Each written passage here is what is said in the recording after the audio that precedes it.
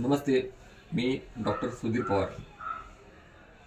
Weight लॉसच्या जर्नीमध्ये आपल्याला भूक खूप लागते किंवा भूक लागलं तर काय खावं असा खूप जणांचा प्रश्न असतो. तर भूक का लागते हो?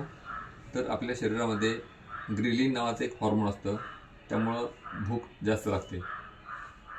तर भूक कमी लागण्यासाठी आपण काय करावं? सगळ्यात महत्त्वाचं, आपल्या आहारामध्ये प्रोटीनयुक्त पदार्थ जास्त खाणं गरजेचं आहे. त्याचं डायजेशन व्हायला वेळ लागतो आणि त्यामुळं भूक जास्त वेळ आपल्याला लागत नाही.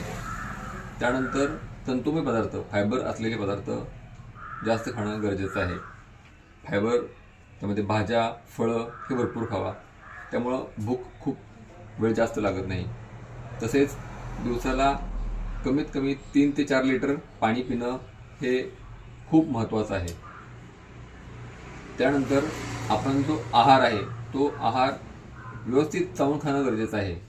खूप वेळा आपल्याला कळतच नाही की आपण किती खाल्ले, काय खाल्ले, त्याच्या आधी आपण खाऊन मोकळे झालेलो असतो, त्यामुळे आपलं वजन वाढत जातं. त्यानंतर सगळ्यात महत्त्वाचं, झोप कमीत कमी 8 तास असणं गरजेचं आहे. 8 तास झोप असेल तर हार्मोनल बॅलन्स चांगला राहतो. त्याचा परिणाम म्हणून आपल्यात भूक खूप जास्त लागत नाही. आणि शेवटचा मुद्दा, मानसिक ताण जर जास्त असेल तर आपल्याला खूप खाऊ वाटतं. त्यामुळे मानसिक ताण कमीत कमी करा, मेडिटेशन करा, योगा करा. 100% भूक कंट्रोल करू शकाल. Wish you all the best.